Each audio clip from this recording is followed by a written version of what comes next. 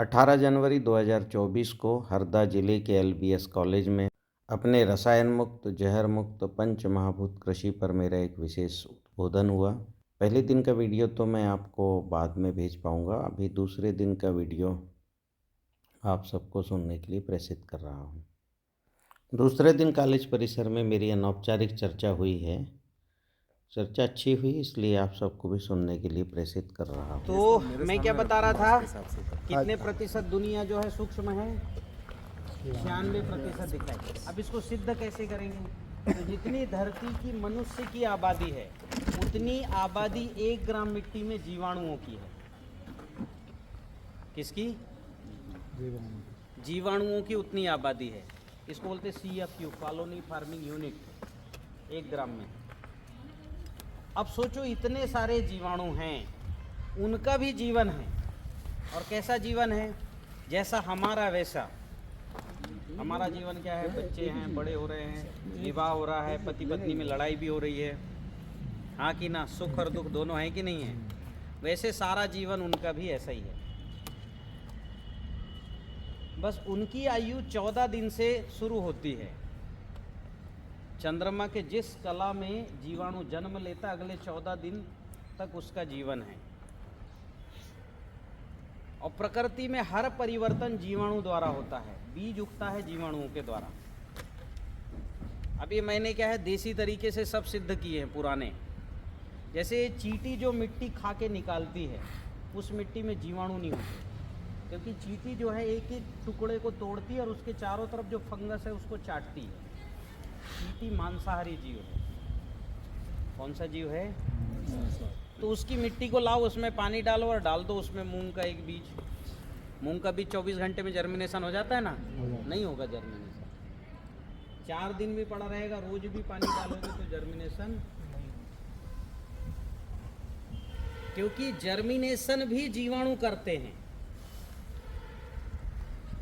और चूंकि वो 7 अरब हैं, इसलिए मिट्टी के स्ट्रक्चर को जानते हैं। ये मिट्टी कैसी है, एसिडिक है, अल्कलाइन है, कौन सा पौधा इसमें बढ़ेगा, कौन सा नहीं बढ़ेगा। भाई वो रहते हैं तो उनको पता होगा कि नहीं होगी कि ये बीज उगेगा और ये सही चलेगा, ये बीज नहीं उगेगा, तो उनको पता है। इसलिए वही बीज को उगाते हैं जो बीज उस मिट्टी में सरवाइव करेगा। या और अप्रत्यक्ष दृष्टि से समझेंगे तो वो उसी पौधे को ग्रो करेंगे जो उनको जीवन भर ग्लूकोज देगा। ये पौधे जो है ना, जीवाणुओं को ग्लूकोज देते हैं और बदले में जीवाणु पौधे को फास्फोरस, पोटास, नाइट्रोजन और पानी देते हैं। सबके अलग अलग जीवाणु हैं। फास्फोरस का जीवाणु फास्फोरस देगा और बदले में पौधे से क्या लेगा? ग्लूकोज। पोटास का जीवाणु पौधे को पोटास देगा और बदले में क्या लेगा? ग्लूकोज। जिंक का जीवाणु पौधे को क्या देगा? और बदले में क्या लेगा? पानी देने वाला जीवाणु सूक्ष्म फफूंद है, कवक है, माइकोराइजा, वो 30-40 फुट नीचे जाता है, अपने मुंह में पानी भरकर लाके जड़ के अंदर छोड़ता है। 2 कॉलोनी बनाता है, एक पानी का टैंक बनाता है जड़ में और एक बच्चों की कॉलोनी बनाता है। क्या नाम है इस फफूंद का? जोर से बोलो। माइकोराइजा। तो वो जो एक्टोमाइकोराइजा है, नहीं सॉरी, इंडो जो जमीन के अंदर जाता है। अब बताओ, जो 30 फुट जाता है उसको हवा की जरूरत है क्या? हाँ? नहीं है। अवायवीय जीव है वो, क्योंकि कहाँ जा रहा है वो? 30 फुट नीचे जा रहा है। और उसका भाई है एक्टोमाइकोराइजा, वो तने के अंदर से उस पानी को 30 फुट ऊपर। अब ये पौधा 25 फुट का है कि नहीं? 30 फुट का। तो पानी तो पत्ती में चाहिए था। तो एक भाई नीचे जाता है, इतना ही नीचे गया और मुंह में पानी लाके जड़ में छोड़ा, और दूसरा भाई एक्टोमाइकोराइजा उस पानी को उठा के पत्ती में लेके जाता है। क्योंकि पौधे को पानी की कहाँ जरूरत है? क्योंकि प्रकाश संश्लेषण कहाँ कर रहा है? पत्ती में कर रहा है। जड़ में पानी नहीं चाहिए, पानी कहाँ चाहिए? अब ये बताओ, हमने अप्रैल, मई, जून में आप देखिए, अप्रैल में और नीम में फूल आते कि नहीं आते? अभी पत्ते आने शुरू हो गए। अभी पानी देता है कोई क्या? किसी नीम के पेड़ में देता है पानी? नहीं देता। पत्ते आते कि नहीं आते? फूल आते कि नहीं आते? तो भरी गर्मी में जब अप्रैल में मिट्टी के नीचे पानी नहीं है और खोदोगे तब भी मिलेगा क्या? 10 फुट खोद लो, पानी क्या भाप भी नहीं मिलेगा पानी का। इसका मतलब 10 फुट के नीचे से पानी पौधे में आया है। हवा में भी पानी रहता है क्या अप्रैल मई में? नहीं रहता। नमी रहती है? बिल्कुल नहीं रहती।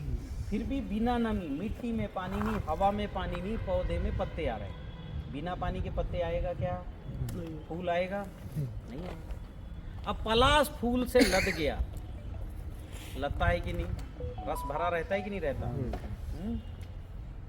तो अभी आप ये बताइए, इतना ज़्यादा पानी देने वाला कोई ना कोई जीव है, वो जीव है माइकोराइजा, इंडो और एक्टो। अभी सुबह सुबह मैं कुछ खेतों में, आज 8-10 किसानों के यहाँ विजिट किया, मैं घर गया, खेत भी गया, तो जिन्होंने माइकोराइजा ज़मीन पे डाला, उनकी मिट्टी में, उनके पौधों में जड़ अच्छी है, पौधे अच्छे दिख रहे हैं, सरवाइव कर रहे हैं। जिन्होंने माइकोराइजा नहीं डाला, उनकी जड़ अच्छी नहीं है। हाँ कि ना?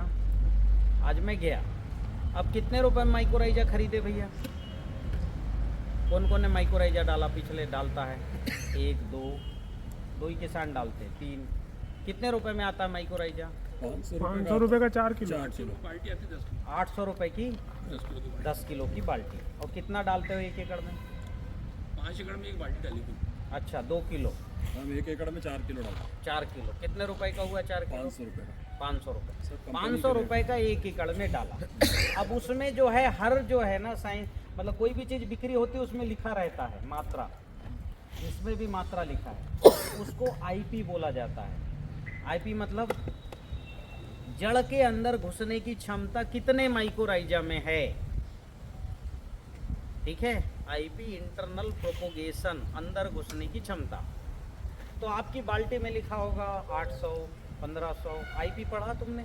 नहीं पड़ा। नहीं पढ़ा, डाल दिए बस। तो 1500-1700 से ज़्यादा आईपी नहीं है। कितना? 1500 से ज़्यादा नहीं होगा, 1700 होगा ज़्यादा ज़्यादा। 1700 कॉलोनी जो है प्रति ग्राम आपके माइकोराइजा में 1700 हाँ अंदर विकसित होंगी, ठीक है? अभी मैं आपको 5000 आईपी का घोल बनाना सिखा देता हूँ। कितना? 1700 से कितना गुना है? 3 गुना है प्रॉपर। और उसकी जो है 1 किलो, ये 4 किलो की कीमत 500 रुपये, मेरा वो 4 लीटर के बराबर है। कितना? 4 लीटर के। हाँ, और 4 लीटर बन जाएगा 10 ज़्यादा ज़्यादा 5 रुपये में। कितने रुपए में? 200 लीटर बन जाएगा 250-300 रुपये में। और आईपी कितनी है? 5000। तो आप 500 रुपये के बजाय 250 रुपये या 300 रुपये खर्च करके 4 किलो के बजाय 200 किलो, 200 लीटर डाल रहे हो। मात्रा कितनी गुनी ज़्यादा हो गई? बहुत गुनी ज़्यादा है। 4 किलो और 200 लीटर में अंतर है कि नहीं? तो अभी क्या है कि आपको ये 5000 आईपी का माइकोराइजा मैं बनाना सिखा दे रहा हूँ 250 रुपये। कितने में? और मेरे पास लैब रिपोर्ट है, ऐसा नहीं है मैं बिना लैब रिपोर्ट के नहीं बोल रहा हूँ। लैब रिपोर्ट है, टेस्टेड है, सब है। आप भी बनाओ, आप भी जांच कर लो। अभी बताओ, जो पानी लाके देता है महत्वपूर्ण जीवाणु है, और केवल पानी नहीं लाता, ये क्या करता है? जड़ बढ़ाता है, ठीक है? दूर दूर जो फास्फोरस पोटास पड़े हैं उनको खींच के लाके देता है, ठीक है? तो जड़ बढ़ाता है, फास्फोरस पोटास लाता है, पानी लाके देता है।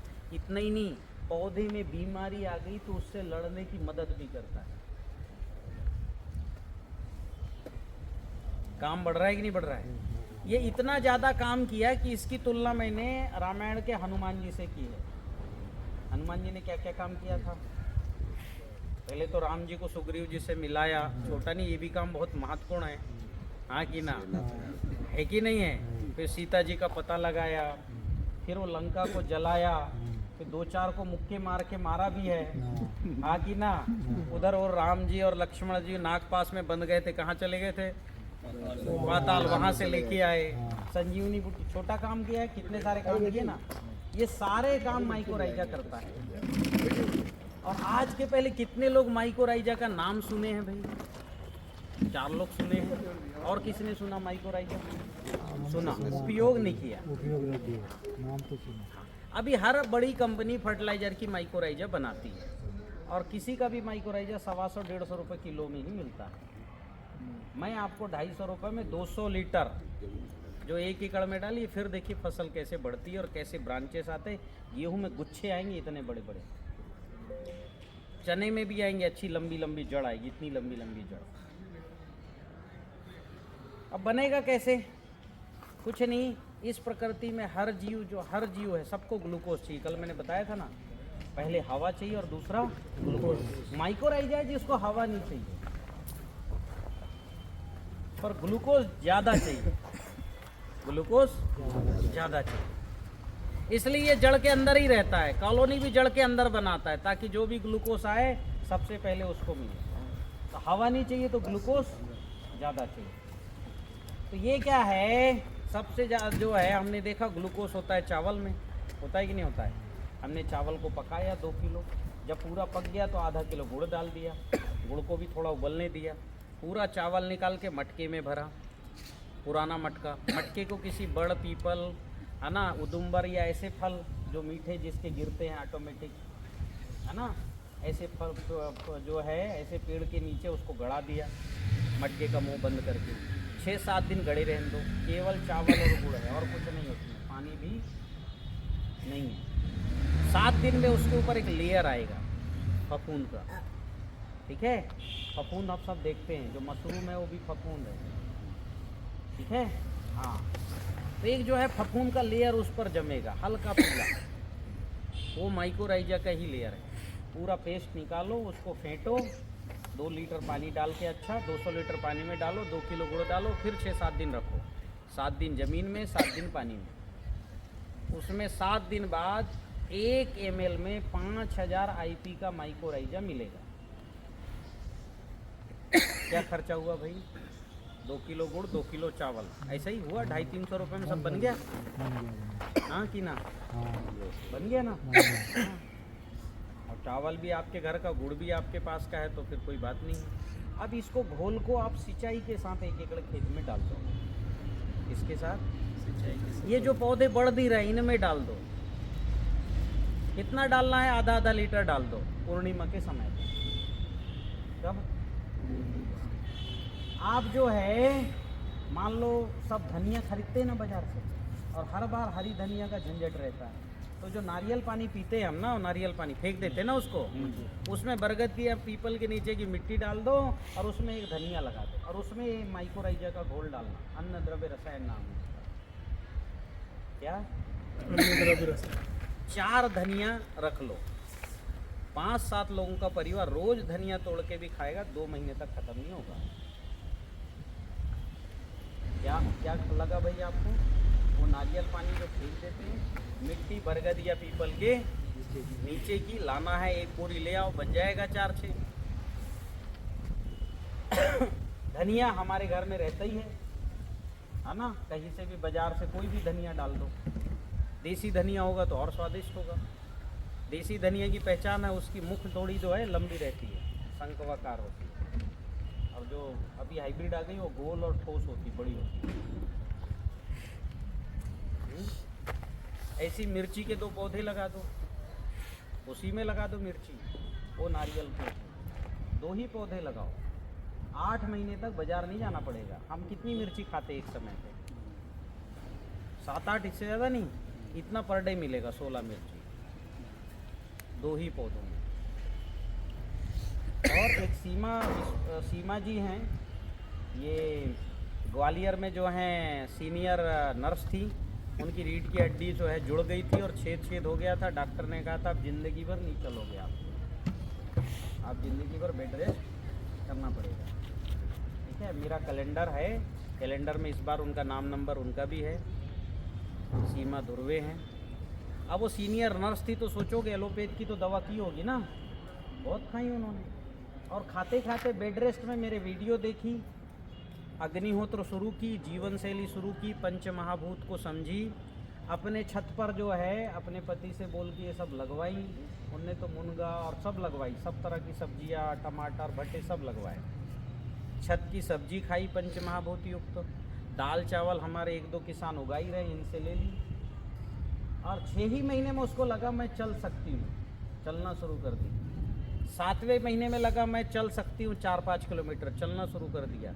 8वें महीने में लगा मैं दौड़ सकती हूँ, दौड़ना शुरू कर दी। आज वो महिला फिर सीनियर नर्स से रिजाइन करके और 15 एकड़ में खेती कर रही भोपाल में। सोचो, जिसकी जिंदगी बेड में गुजारनी थी वो महिला खेती कर रही है और 15 एकड़ में, और नर्स की नौकरी छोड़ के। अच्छा खासा होगा कि नहीं, वेतन भी होगा, ठीक ठाक होगा। हाँ हाँ, उनको लगा जिंदगी इधर है तो इधर क्यों रहे। 56 भोग वाटिका लगाई बैतूल में अपने माय ससुराल में जाके, और अंडुलेटेड खेत में ऐसे जिसको छोड़ दिया गांव वालों ने, जेसीबी से गड्ढा करके पेड़ लगा के चले आई है। 2-3 साल में वहाँ जो है वो जंगल उनका तैयार हो जाएगा। फिर उनकी इच्छा है उधर ही जाके रहना, क्योंकि 50 साल बाद ना हमारे पास कितना पैसा है ये ज़्यादा मायने नहीं रखता, हमारे पास स्वास्थ्य कितना अच्छा है, स्वास्थ्य, हाँ कि ना, है ना। और 60 साल बाद घर कितना बड़ा है ये मायना नहीं रखता है। रहता है क्या, एक ही नहीं, सब बराबर। तो अभी क्या है कि हम उस उम्र में सब अब जा रहे हैं। अभी से अगर हमने लगा दिया 56 भोग वाटिका, अभी से हमने अपना जो है जीवन ठीक किया, क्योंकि ज़िंदगी में पैसे की भागदौड़े 35-40 साल तक ही रहती है, उसके बाद उसकी अहमियत अपने आप घट जाती है। सबको लगता है स्वास्थ्य अच्छा हो, अच्छे से जिए, परिवार अच्छा हो। अभी मैं 10-12 परिवारों से मिला, इतने बीमार लोग मुझे पूरे हिंदुस्तान में कहीं नहीं मिले। पंजाब के बाद ये हरदा में ही इतने बीमार मिले। युवाओं में पंचमहाभूत में चेक कर लेता हूँ क्या, तो युवाओं में पंचमहाभूत, बच्चों में 4-4 तत्व घटे हैं, ताकत ही नहीं है। सबको गैस है, कब्ज है, एसिडिटी है, हाइपर जो है एसिडिटी है, सब दिक्कत है। तो जीवन शैली हमारी इतनी ज़्यादा, खेती का सिस्टम भी मैंने देखा, इतनी अच्छी खेत है लेकिन सब खेत खराब। कोई भी खेत मुझे बहुत अच्छा नहीं दिखा, एक भी खेत, 8-10 तो खेत गया हूँ, एक भी खेत में वो रौनक नहीं मिली कि जिसमें किसान कहे कि मेरा 25 कुंटल चना आएगा या 15 कुंटल ही आएगा। इस साल तो जो है मेरे को लगता है 5 कुंटल के भी लाले हैं चने में, हाँ कि ना, फूले ही सब जड़ गए। तो इसका कारण क्या है, तो हम इस पे चर्चा आज करते हैं, ठीक है। हाँ, अभी जो है मैं आपको चर्चा करूंगा इसके कारण पे। तो इस प्रकृति में जो भी बना है ये पंच महाभूतों से बना है। किससे बना है? हाँ, एक चीज और रह गया, जीवाणु 7 अरब, उससे 2 के आगे 26 शून्य लिखोगे, इतने अणु हैं। कितने ग्राम मिट्टी में? 1 ग्राम मिट्टी। और एक अणु, एक एटम कहलाता है। एटम और अणु एक ही चीज है कि नहीं है? हाँ कि ना? और एक एटम में कितनी ताकत है? एटम बम के बराबर। एटम बम में कितनी ताकत है? 15 TNT से 200 TNT। हाइड्रोजन बम में 200 TNT। तो एक एक अणु में जो, और कितना, 1 ग्राम मिट्टी में कितने अणु हैं? 2 के आगे लिखोगे कितने शून्य? 26 शून्य। बोल सकते इस अंक को? तो इतने अणु हैं और एक एक अणु में ताकत कितनी है? एटम हाइड्रोजन बम 20 किलोमीटर का गड्ढा कर देगा, इतना बड़ा, इतनी बड़ी ताकत है किसमें? एक अणु में, एक एटम में। परमाणु बम बने हैं ना उससे। हाँ, परमाणु भी बनेगा। तो कितना, अब आप देखो 200 TNT, तो आप सोचो 1 ग्राम मिट्टी में कितनी एनर्जी है कि नहीं है? मतलब अनगिनत अणु हैं और हर अणु में इतनी ताकत भरी है। 20-20 किलोमीटर का गड्ढा कर देगा, इतना ताकत भरा है। तो अब आप सोच रहे हो कितनी ताकत है एक एक ग्राम मिट्टी में? एक चने के दाने में, एक बूंद पानी में भी इतने ही एटम है। और हर एटम, जैसे हमको पता है कौन सा फल ज़्यादा मीठा है, हमारे पास 10 तरह के फल आएंगे तो सबसे अच्छा फल हम पहले खाएंगे। वैसे ही हर एटम को पता है किससे जुड़ना। अगर जमीन से जैसी कार्बन जो है ऊपर आया तो ऑक्सीजन से जुड़ के क्या बन जाता है तुरंत? कार्बन हवा में आके क्या बन जाता है? Carbon dioxide. Carbon di. Zinc हवा में आके जिंक ऑक्साइड, फास्फोरस हवा में आके पेंटाऑक्साइड, पोटास हवा में आके पोटेशियम ऑक्साइड बनता है कि नहीं बनता है? तुरंत ऑक्सीजन से योग क्रिया करके। और ये सब क्रिया करते दिखता है क्या आपको? पर हो रहा है कि नहीं हो रहा है? अभी कार्बन हवा की वस्तु है, कार्बन डाइऑक्साइड मिट्टी में नहीं रह सकता। आप लोग डाले जा रहे हो कार्बन जमीन में। बनाया था कैसे डाल रहे हो? 35 ट्राली गोबर डाले, बढ़ाइए कार्बन। उन्होंने उनके अभी मैं 8-10 साल से जैविक खेती कर रहे पर कार्बन बढ़ा नहीं, 0.32 के आसपास ही है। स्टूडेंट्स कहाँ गया वो कार्बन? जबकि हर साल हम उसको जला तो नहीं रहे खेत को, कहाँ डाल रहे हैं? खेत में। पर मिला क्या? हर साल किसान लाखों जो है, या हर साल किसान जो है 15-20 क्विंटल कार्बन, क्योंकि अगर कोई कपास की खेती करता है तो कपास जमीन में गड़ा देता है कि नहीं? और केले की खेती करता है, केला गड़ा देता है। ऐसा भी है उसमें, क्योंकि वो तो अभी क्या है, ये सब कार्बन कहाँ गया? जो जमीन में नहीं रहा, वापस हवा में आ गया।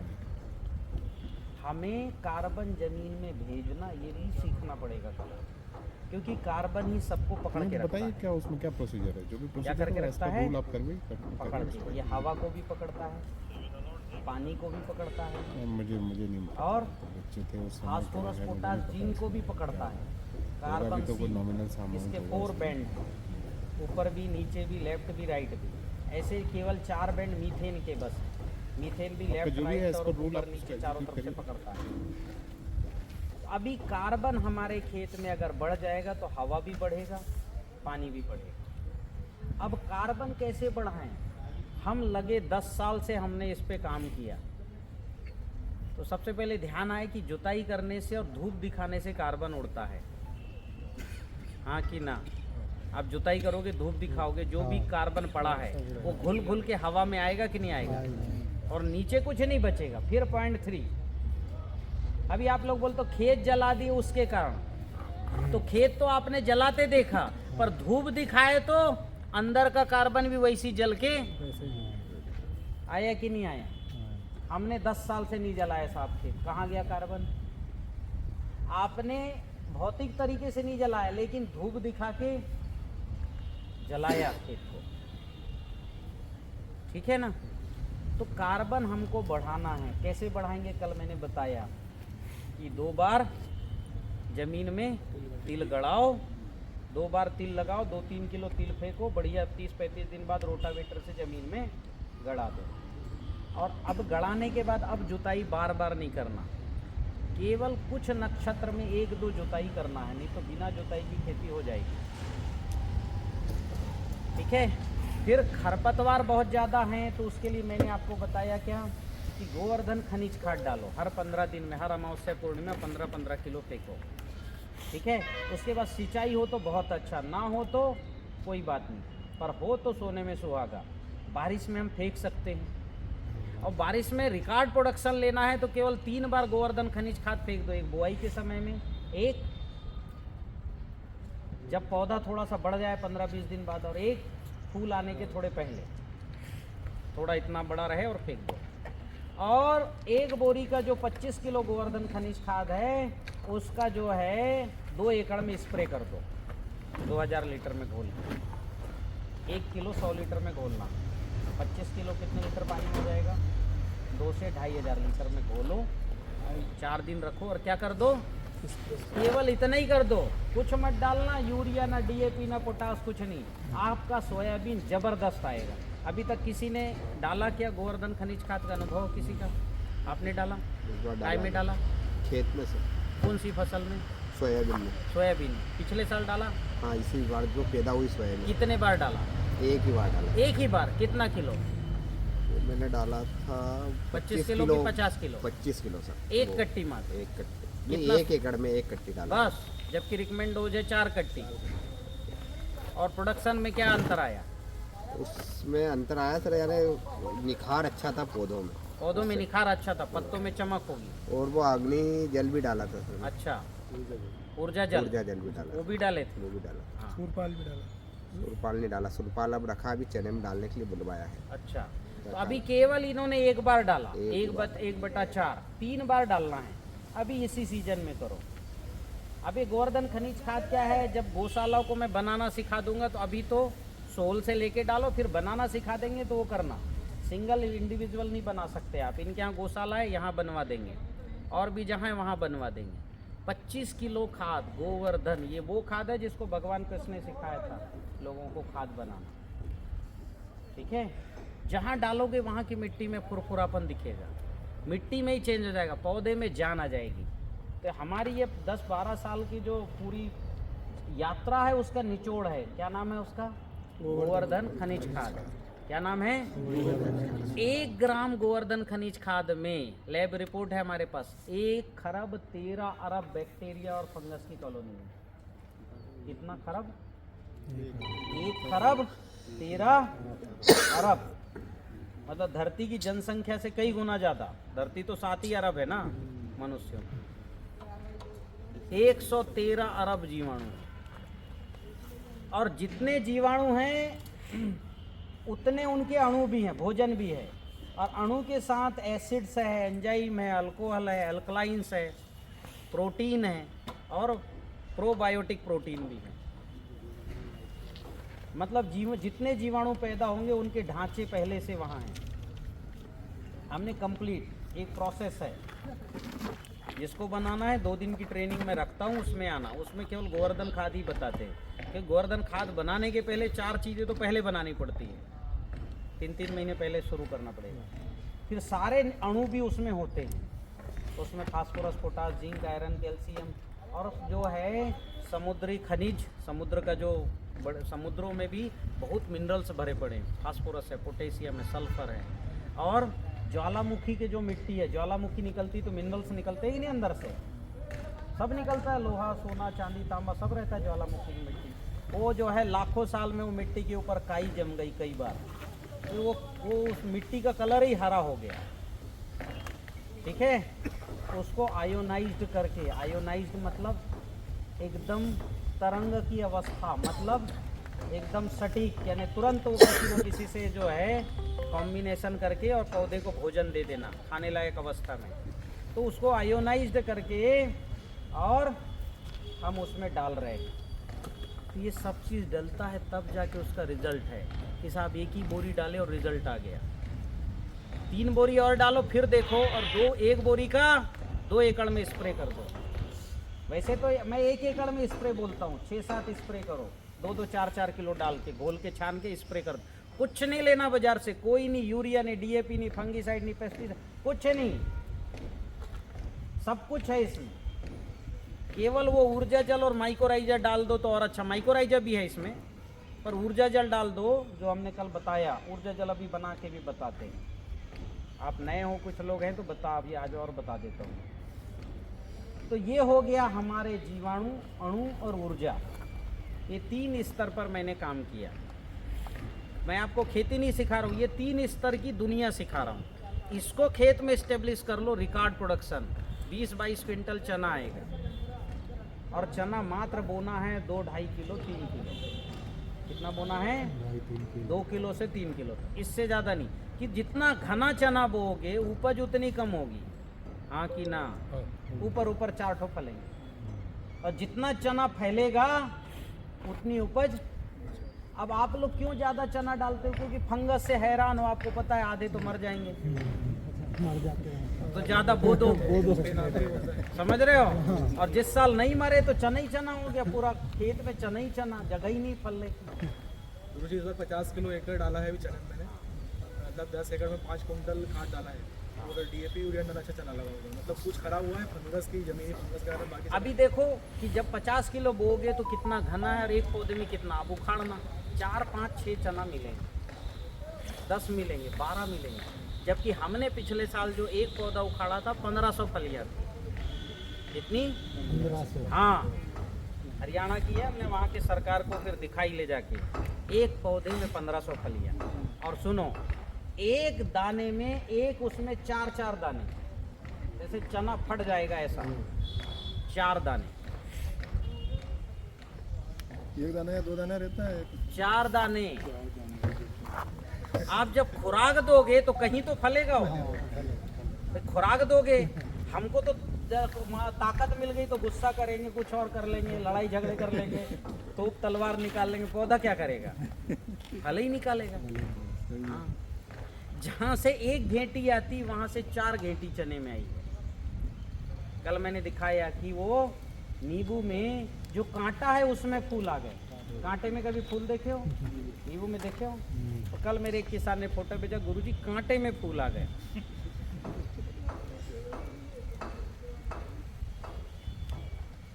तो ऐसे अद्भुत 38 फसलों का रिकॉर्ड प्रोडक्शन इसलिए है कि हमने ऊर्जा दिया, ताकत दिया।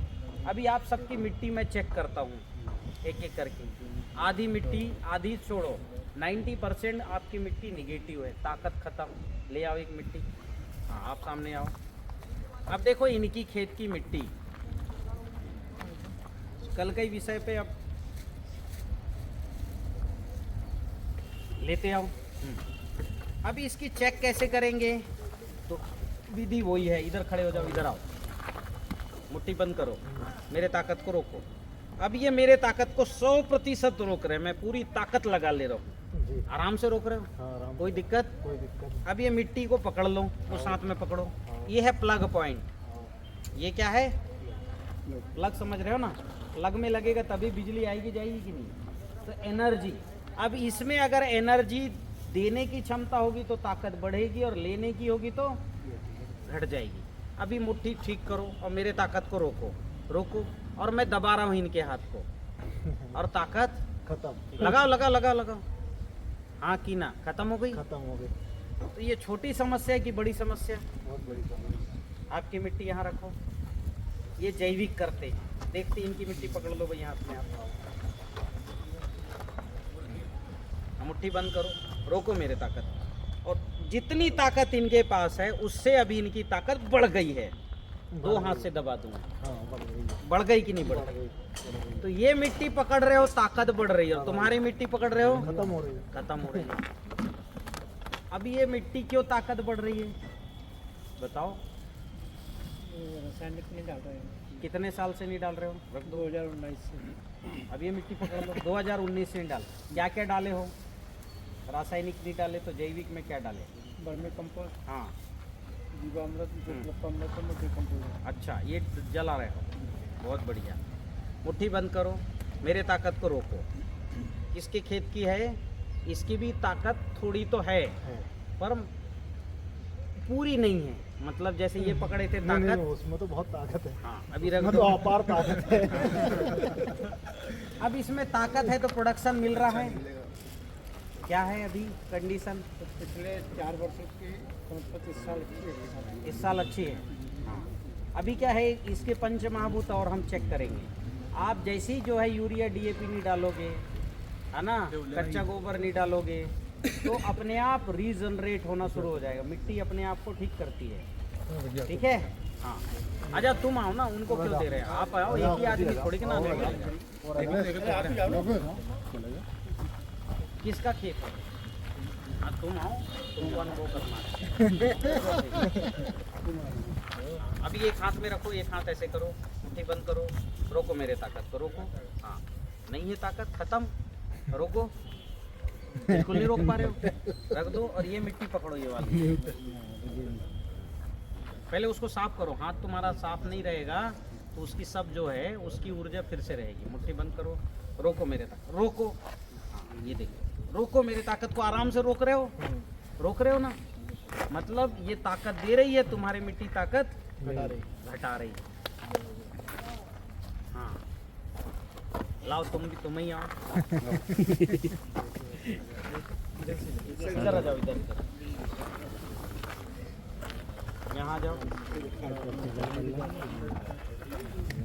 करो। और ये आप भी कर सकते हो ऐसा, बस ऐसे खड़े होना है और क्या करना है, झटके में नहीं दबाना, इनको रोकने का अवसर देना। नहीं तो आप, हम क्या है, लड़ाई थोड़ी ना कर रहे हैं, हम तो जांच कर रहे हैं ना। तो इसमें जीत हार का विषय नहीं है। और ये ताकत को रोकेंगे तब आगे बढ़ेगा। अब मान लो ये ताकत को रोक रहे हैं, अभी रोक लिए, बहुत अच्छा नहीं रोके पर रोक लिए। अभी अपनी मिट्टी उठाओ, इस हाथ में पकड़ो। अब इसको प्लग पॉइंट से लगाना, अभी प्लग पॉइंट से नहीं लगा, यहाँ केंद्र से टच होना चाहिए। बंद करो, रोको मेरे ताकत को, है ना। हाँ, अभी भी आपकी मिट्टी काफ़ी हद तक अच्छी है, ठीक है। हाँ, ये जो है नहीं घट तो रही है, थोड़ी घटी है, तो बहुत निगेटिव नहीं है लेकिन है। रखो, ये मिट्टी पकड़ लो जरा, तुमको खुद अनुभव आएगा। मुट्ठी बंद करो, रोको मेरे पास, रोको, हाँ रोको, रोको, रोको। इनकी क्या है कि इनकी खुद की जो क्षमता है उसमें गड़बड़ी है, इसलिए वो जांच नहीं हो पा रही। रखो। और ये क्षमता कुछ नहीं, जैसे वात हमारे शरीर में आ गया, जैसे यहाँ हवा अगर हो गया तो हाथ हिलता है, कोई चीज़ पकड़ नहीं सकते, ये वात समस्या है। और 35-40 साल बाद ये वात ऑटोमेटिक आता है। नहीं, पर ये महसूस होता है अपने को मिट्टी पकड़ने के बाद, दिमाग हाँ। बता देता है इसमें ऊर्जा है। हाँ, ये आपके खेत की है। हाँ, बहुत बड़ी। चलो अब मैं मेरी विद्या से चेक करता हूँ, इनके साथ गड़बड़ी हुई है ना। अब ये क्या है, ये है रुद्राक्ष है, इस मिट्टी में ताकत तो है, ये भी ठीक है और ये भी ठीक है। क्या डाले उसमें? नॉर्मल खादी डाला हुआ है। नॉर्मल यूरिया DAP वगैरह। और ऊर्जा जल कब डाले हो? नहीं, वो नहीं कर। अभी नहीं डाले। और इसमें जो है वो अपना गोवर्धन खनिज खाद वगैरह डाला है, वो भी नहीं डाला है। चलो ठीक है। अगर मिट्टी ठीक होगी तो अपने आप जो है जड़ ठीक अपने आप आनी शुरू हो जाएंगी, ठीक है। ये स्वस्थ जड़ की निशानी ये है ना। हालांकि ये फंगस वाले हैं, ये सब फंगस हैं, ये सब काला पड़ गया ना, ये फंगस है, इसको बोलते हैं पीथियम।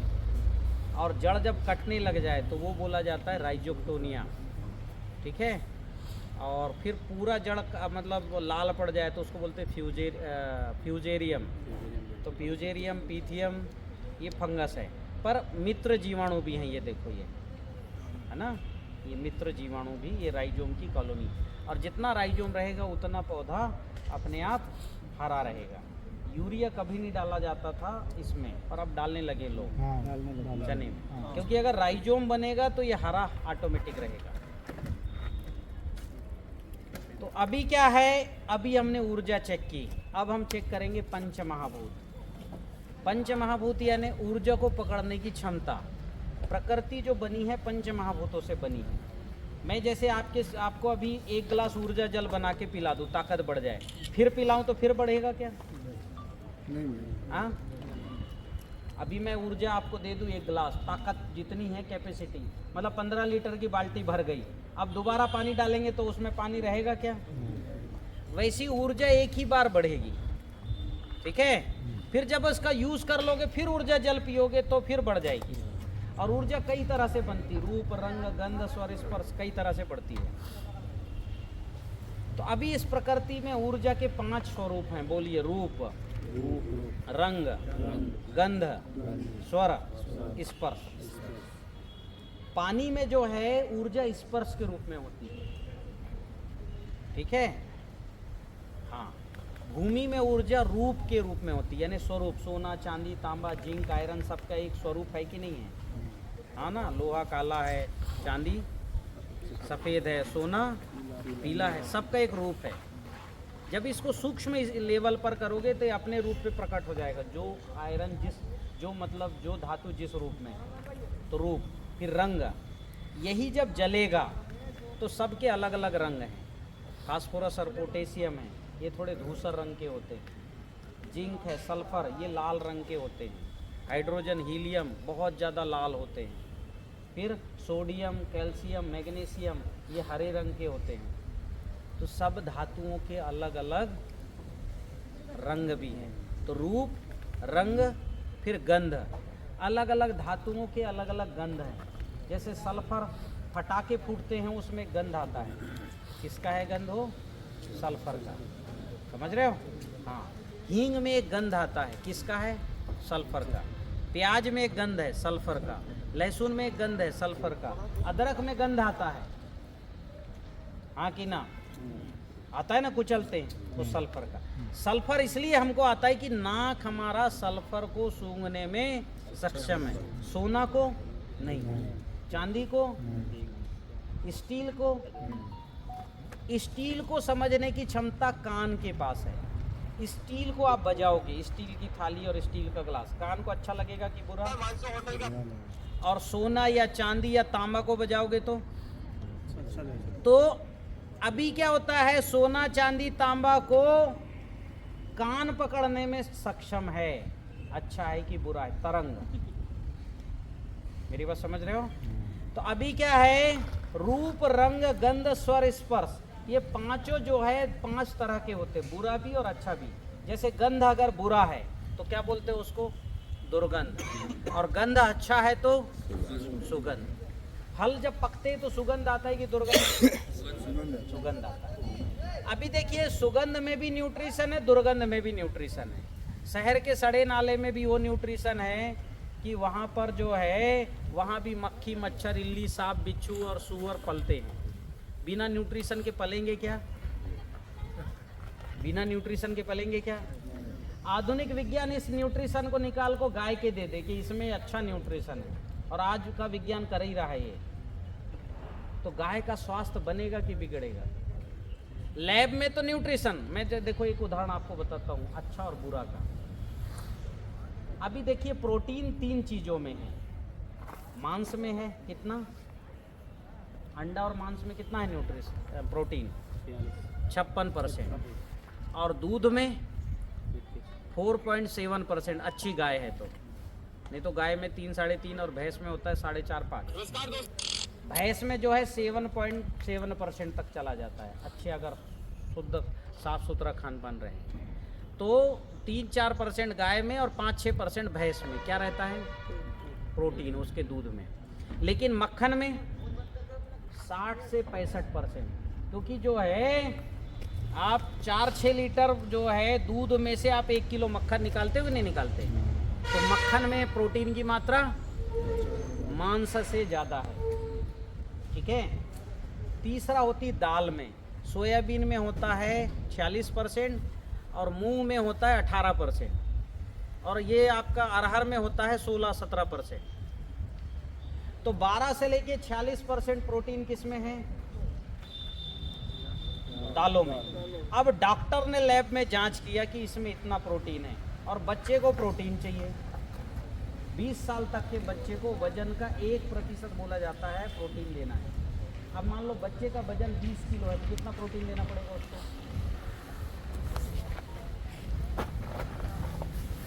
आज का साइंस कहता है ना 1% की बात करता है कि नहीं करता है? वजन का 20 किलो वजन है तो कितना एक उसका 1% कितना होगा? 200 ग्राम।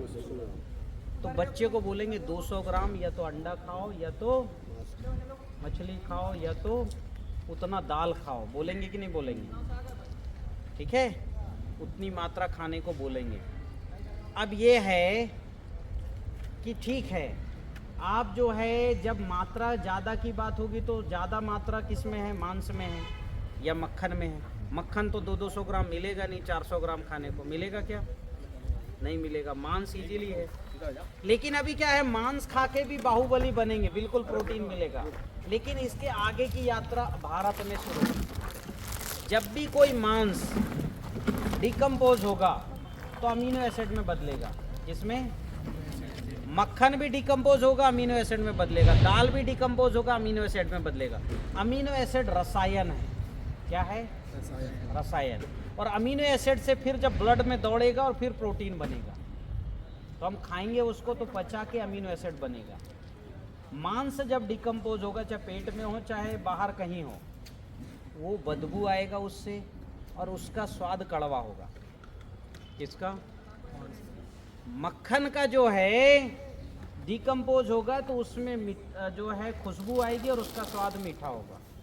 और जितना ज़्यादा वो डिकम्पोज होगा मक्खन, उतना ज़्यादा मीठा होगा।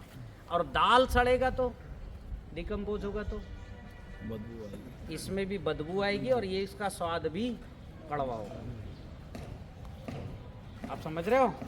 तो आपका कौन सा अमीनो एसिड चाहिए? आपको बच्चे को कौन सा अमीनो एसिड देना है? बदबू वाला, कड़वा वाला कि मीठा वाला, खुशबू वाला? मीठा वाला। हाँ, इसलिए बाहुबली बनना है तो या तो मक्खन खाओ या तो मांस खाओ। मांस की जो है ऊर्जा निगेटिव है क्योंकि दुर्गंध की है। कौन सी है? और मक्खन की सुगंध की पॉजिटिव है। मक्खन की ऊर्जा खाएंगे तो भी बाहुबली। भगवान कृष्ण भी बाहुबली थे, मोटे मोटे हाथ पैर थे उनके 13 साल की उम्र में, तब मुक्के से मारा था। ऐसे नहीं आज का जो कन्हैया बना देते ना पतले दुबले, ये बड़े बड़े हाथी जैसे पैर थे उनके, बहुत बाहुबली थे भगवान कृष्ण 13 वर्ष की उम्र में। पता भी आज ही चला माखन खाने से हैं? बाहुबली बने। माखन पता खा भी के आज ही बाहुबली चला, बने। कृष्ण लीला काफी दिन से देख रहे हैं। हाँ। तो मक्खन इसलिए चुरा चुरा के खाए क्योंकि इनको पता इसलिए था चुरा मेरे चुरा को के खाया, पता चला। 13 साल की उम्र में चाणूर मुष्टिर कंस को मारना है, तो ये मक्खन खा के बाहुबली बने। तो हमको तो ये ऊर्जा विज्ञान है। कौन सा विज्ञान है? हमने यहाँ जाके सोचा, अगर मैं भौतिक दृष्टि से सोचता, या आज का डॉक्टर भौतिक दृष्टि से सोचता है तो इसलिए कहता है संडे हो या मंडे रोज खाओ, अंडे। बोलता है कि नहीं बोलता है बच्चे को। लेकिन उनको अभौतिक दुनिया का पता नहीं कि भैया मांस की प्रोटीन निगेटिव है, मांस खा के बाहुबली बनोगे। आप देखो लो, जितने जीव मांस खा के जीते हैं सब बहुत ज़्यादा क्रोधी, व्याभिचारी, अभिमानी इस तरह के होते। पशु पक्षी देख लो, मांस खाने वाले जितने जीव विषैले भी होते हैं बहुत हद तक, हाँ कि ना? जितने भी, चींटी देखो कितना, वो भी विषैला है। बिच्छू मांस खाता है, वो तो निगेटिव जीवों को, छिपकली खाता है, सांप को खाता है, और ज़्यादा विषैला होता है, हाँ कि ना? क्रोधी होते हैं ना जितने मांस खाने वाले जीव। और मनुष्यों में देखिए, जो भी मनुष्यों में ये परंपरा है मांस खाने की, उनके डीएनए में वैसा स्वभाव आ गया। मारना, काटना, पीटना, कत्ल कर देना उनके लिए आम बात हो गई, क्योंकि उनका ऊर्जा का स्तर, कल मैंने बताया था घोड़े का गोबर, कच्चा गोबर, चूंकि दुर्गंध की ऊर्जा है तो कौन से जीव पले? फंगस, वायरस, इल्ली, सांप, बिच्छू, केकड़े, बताए कि नहीं बताए? तो ये सूक्ष्म दुनिया की टेक्नोलॉजी है। हमने अपनी पद्धति में, मैं 150 फार्मूले हमने बनाए हैं खेती के लिए। कितने? 150। उसमें से 2 ही में दुर्गंध आता है, और वो दुर्गंध के कीटों को पकड़ने के लिए हमने दुर्गंध उसमें डाला है। क्योंकि दुर्गंध का कीट कहाँ अंडे बच्चे देगा? दुर्गंध में। सुगंध में देगा क्या? सुगंध उनके लिए क्या है? निगेटिव है, हाँ कि ना? तो व्हाइट ग्रेप के मादा को पकड़ने के लिए हमने दुर्गंध का घोल बनाया, और ये आप मटके में भर के रख दो। हुमनी गंध रसायन, वो पुस्तक आपने लिया होगा, उसमें फार्मूला है। वो पुस्तक मैं आपको सबको अभी ग्रुप में शेयर भी कर देता हूँ, उसमें पढ़ लेना। हुमनी गंध रसायन आप जून जुलाई में रख दो, 8-10 किलो पकड़ोगे उनकी मादा, 8-10 किलो, 10 मटका रख दो। 4-6 दिन में सारी मादा एक साथ पैदा होती है, और सब उसके अंदर अंडे देने आएगी और डूब के मर जाएगी। नुकसान करता है कि नहीं व्हाइट ग्रेप? अभी मैं चने के जितने पेड़ उखाड़ा सब खुरचा हुआ, व्हाइट ग्रेप ने खुरचा है। जितने पेड़ उखाड़ा, पौधे उखाड़ा, जितना, सबके जड़ में आप भी उखाड़ के देखना, ऐसा लाइन लाइन बना होगा जैसे किसी ने नाखून से खुरचा। ये व्हाइट ग्रेप का काम है। क्या बोलते हैं उसको आप लोग? व्हाइट ग्रेप को? अरे सफेद इल्ला होता है इतना बड़ा, सफेद इल्ला ही बोलते हैं, सफेद इल्ला ही बोलते हैं, गिडार बोलते हैं कई जगह। ये बाद में लाल कीड़ा हो जाता है, और बाद में उसके और पंख काले हो जाते हैं, वो मादा हो गई। वो जून में निकलती है, 15 जून के बाद। जैसी पहली बारिश होगी आपको हुमनी, हाँ क्या बोले?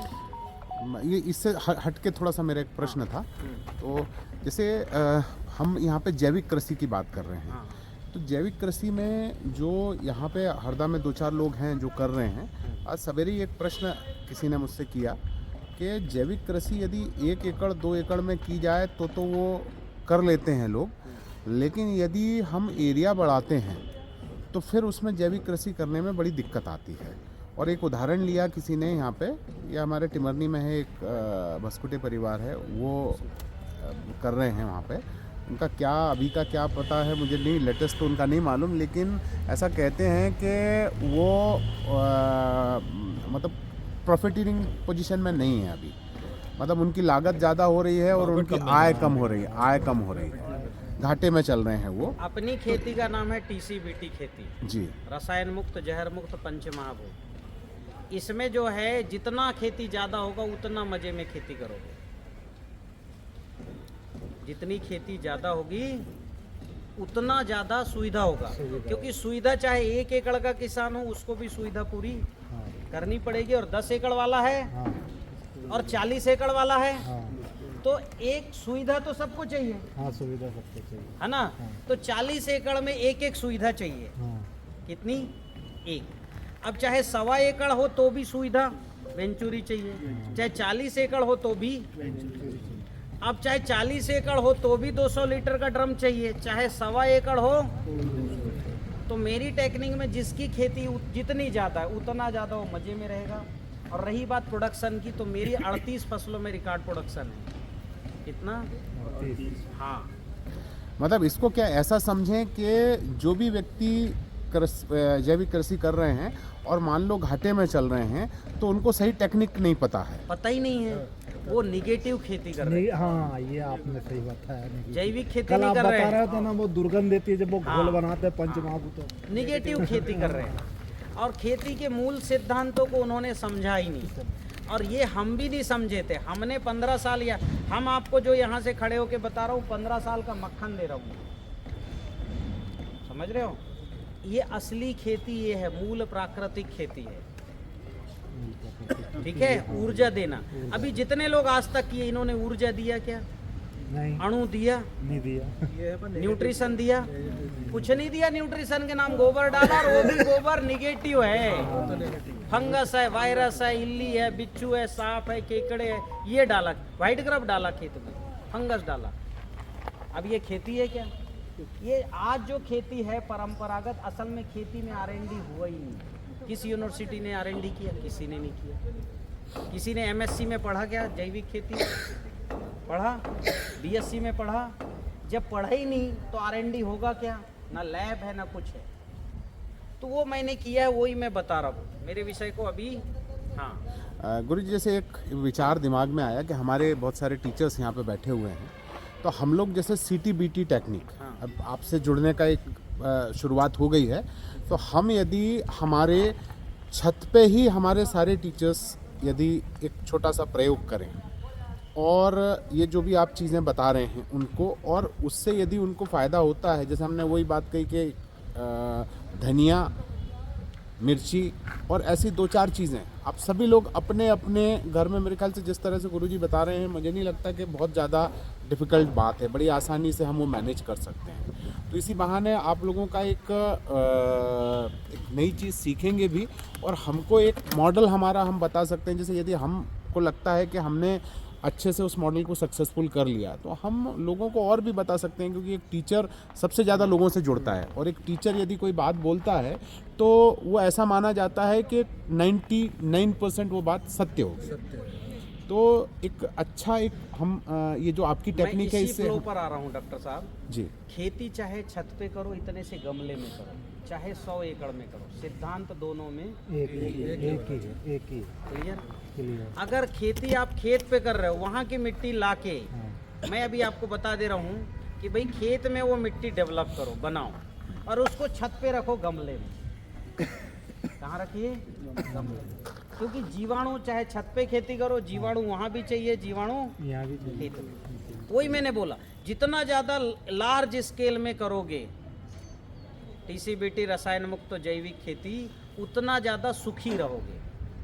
जितना कम में करोगे, अभी देखो मैं आपको बता रहा हूँ, अब अन्न द्रव्य रसायन चाहे गमले के लिए बनाओ, चाहे 1 एकड़ खेती के लिए बनाओ, प्रक्रिया 15 दिन की ही। ओके। जैव रसायन चाहे गमले के लिए बनाओ, चाहे 100 एकड़ खेती के लिए बनाओ, प्रक्रिया 90 दिन की ही। मेरी बात क्लियर है? तो अभी क्या होता है, मैं इसी कंसेप्ट पर बात कर रहा हूँ कि ऊर्जा, अणु और जीवाणु। आप ये जो ऊर्जा जल अभी मैं बनाना बता दे रहा हूँ, ठीक है। थोड़ा सा कंसेप्ट और समझ लो, थोड़ा 10 मिनट और, फिर आपको मैं ये सब बता रहा हूँ। मैं कहाँ पहुँचा था? कहाँ पहुँचा था? किस विषय में? हम वो वातावरण की बात कर रहे थे कि कौन सी चीज़ कहाँ हाँ कंफर्टेबल रहेगी। कंफर्टेबल रहेगी। मैंने क्या बताया, अभी जितने भी हैं छत पे खेती के नाम पे कहीं की भी मिट्टी उठा के छत में डाल देते हैं। हाँ कि ना? आपने मैंने देखा मेड़ में चना बहुत अच्छा खड़ा है, उसमें 10 ब्रांचेस हैं, और जो खेत में लगे हैं उसमें इसमें दो ही है। एक ही है। हाँ। नाली के बगल में टमाटर सुरक्षित है, हाँ सुंदर है, सुंदर। हाँ खेत भला खेत में गड़बड़ है, मतलब हमने सारी गड़बड़ी खेत में की है, खेत में किए। मेड़ में नहीं की, इसलिए मेड़ में अच्छा पौधा है। हाँ हाँ कि ना? तो हमको मिट्टी मेड़ की उठानी है, छत पे भी करना है तो ठीक है। तो अभी वापस आता हूँ कि अभी हमारे पहले ऊर्जा बदलना, ऊर्जा के बाद पंच महाभूत खेत में स्टेब्लिश करना। क्या? जोर से बोलो। भूमि, गगन, वायु, अग्नि, नीर। और ये पंच महाभूत की पांचों रश्मियां, रूप, रंग, गंध, स्वर, स्पर्श, ये पांचों पॉजिटिव होना चाहिए रश्मियां। कौन से होना चाहिए? हाँ। तो अभी पंच महाभूत कैसे स्टेब्लिश होंगे? भूमि यानी लाल मिट्टी, पीली मिट्टी, सफ़ेद मिट्टी, कल मैंने बताया तीनों डालो। तालाब की मिट्टी डालो, नहीं है तो जेसीबी खोद के मेड़ की मिट्टी, पूरा आपको मेड़ की मिट्टी फैलानी है पूरे खेत में। एक उधर कोने से पूरा खोदिए 5 फुट की गहराई, उसके 3-4 लाभ हैं, समझिए। एक तो हमारे खेत में न्यूट्रिशन चला गया। क्या चला गया? चला गया 5 फुट गहराई की।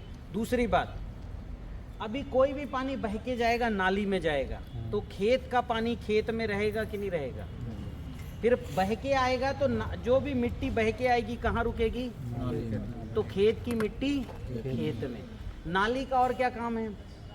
बाढ़ का काम करेगा। नाली होगा तो उधर के पशु इधर आएंगे क्या? रुकेंगे कि नहीं रुकेंगे? चौथा, जो भी फसल अवशेष निकलता खेत में मत डालो, खेत में डालोगे फंगस बढ़ेगा। हाँ कि ना? जहाँ फसल रखते हो वहाँ अगली फसल अवशेष जहाँ रहता है क्या? फंगस कहाँ डालो? नाली में। और जो भी गोबर है कहाँ? नाली में, उसका घोल बना के डालो, तो खाद बनाने के भी काम आएगा। ठीक है? हाँ। अब ये जो है, ये खेत में पूरा मिट्टी चला गया, लाल पीली सफ़ेद मिट्टी, 2 बार तिल की हरी खाद करो, मिट्टी हो गया भूमि। गगन तत्व लेकिन फिर भी नहीं रहेगा। गगन तत्व यानी पिता तत्व है, बीज बनाने का काम करता है। आपने देखा होगा हमारे जो है फसल में बीज नहीं बनते अच्छे, तो गगन तत्व, तो आपको कम से कम 100 लीटर गौमूत्र डालना है, एक बार में नहीं, 10-15 बार में। गगन तत्व बढ़ाने का काम कौन करता है? गौमूत्र। कौन करता है? तो कितना डालना है? 100 लीटर। कितने बार में? 10 बार में। तो इनके हमने देखा कि बहुत अच्छा जो है वो सिस्टम है गौमूत्र कलेक्शन का, वो सिस्टम बनाओ। गाय रखो अपने पास, देसी गाय रखो, जर्सी बिल्कुल मत रखना है तो भैया जो जर्सी गाय का दूध का सेवन करता है उसको फ्री में दे देना। मत रखना एक भी जर्सी हॉलस्टीन फ्रिजियन, उसका गोबर, उसका गौमूत्र, उसका दूध, उसका दही, उसका घी हाथ में रखोगे ताकत घट जाएगी और बीमार होने से कोई बचा नहीं सकता। सेल्फ इम्यूनिटी कम है ना। हाँ तो दूसरे तो- की इम्यूनिटी क्या बढ़ाएगी? हाँ। तो अभी क्या है, निगेटिव होते हैं। अब भूमि के बाद गगन, गगन के बाद वायु हरी खाद से ठीक होगी। अग्नि किससे ठीक होगी? अग्नि होगी जिप्सम, सफ़ेद मिट्टी डालना पड़ेगा 5 क्विंटल से 10 क्विंटल, क्योंकि सफ़ेद मिट्टी में सल्फर है 36%। क्या है? कितना है? 36% सल्फर। तो ये डालो 5 क्विंटल, और 5 क्विंटल लाल मिट्टी डालो, उसमें मैग्नीशियम है, मैग्नीज है, और ये गर्म धातुएं होती हैं। ठीक है? कॉपर है, लाल, तो लाल मिट्टी डालो 5 क्विंटल, अग्नि बढ़ जाएगा। अब नीर, पानी भी बढ़ जाएगा क्योंकि हरी खाद करो, तो पंच महाभूत पूर्ण हो गए। ये 5 कुंटल के 1 एकड़ का प्रोजेक्ट 1 एकड़ का है, जिंदगी में एक बार का ही है। ठीक है? हाँ। अभी मेरी जो बुक है, ये बुक स्टॉल जो है, जितेंद्र भाई स्टॉल लगाओ, ये बुक जो ले सकता है ले लो, और नहीं तो PDF में फ्री में निःशुल्क भी है। बुक और कैलेंडर ले लिया कल अपन। ले लिए ना, उसमें है किस तत्व की कमी में क्या उपाय। फिर इनके तात्कालिक उपाय भी मैंने कैलेंडर में दिए। क्योंकि अभी फसल खड़ी है तो तुरंत चाहिए इलाज। तो किसान कहता भैया ये फसल मेरी आ जाए तो उसी पैसे में अगले खर्चे भी कर लेंगे, अभी नहीं आया तो अगले कहाँ से करेंगे। तो तात्कालिक उपाय, पर तात्कालिक उपाय आपको पैसे खर्च करने पड़ेंगे। अगर विटामिन ए आपके शरीर में अभी नहीं है तो डॉक्टर के पास जाओगे तो फीस भी लगेगा, और विटामिन ए खाने का और डालने का पैसे भी लगेगा कि नहीं लगेगा, क्योंकि फिर यहाँ लैब शुरू हो जाता है, सिस्टम लगता है। हमने दुनिया का अच्छे से अच्छा सिस्टम भी खड़ा किया किसानों के साथ मिलकर। जो इजराइल की टेक्नोलॉजी, नैनो टेक्नोलॉजी, ऐसे नैनो टेक्नोलॉजी में जिंक, आयरन, कैल्शियम, मैग्नीशियम भी निकाला है। और आपको स्वस्थ होना है, क्योंकि अभी हमको दिक्कत है, तो अभी क्या है, सबको, महिलाओं को भी दिक्कत है, तो आप क्या करिए, जो सब्जी लगाते हैं खेत में उसमें नैनो पार्टिकल जिंक अपने सोल में उपलब्ध है, अपनी टेक्नोलॉजी, उसका स्प्रे करो और दूसरे दिन से उसकी भाजी काट काट के कच्ची खाओ, पका के खाओ, जिंक बढ़ जाएगा।